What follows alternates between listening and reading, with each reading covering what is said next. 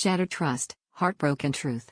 I walked into our apartment an hour early, rain-soaked and exhausted, only to freeze at the sound of laughter coming from the living room. My fiancé sat cross-legged on the rug, her head tilted toward her so-called study buddy, the guy she swore was just a friend from mid-school. She was reading something aloud, soft, trembling words about the way your eyes see through me and how every heartbeat is a promise. My name never came up. His did. I watched her hand brush his knee, and it suddenly felt like the ground was tilting beneath me.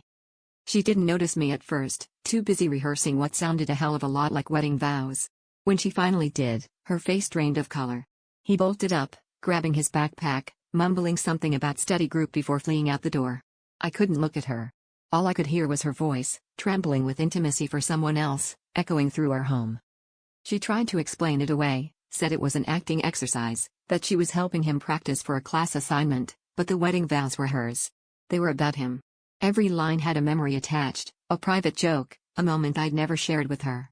The more she talked, the more I realized how much of her I'd never known, how many secrets she'd stashed away behind her carefully curated smiles. The argument was ugly. Plates broke. I screamed. She cried.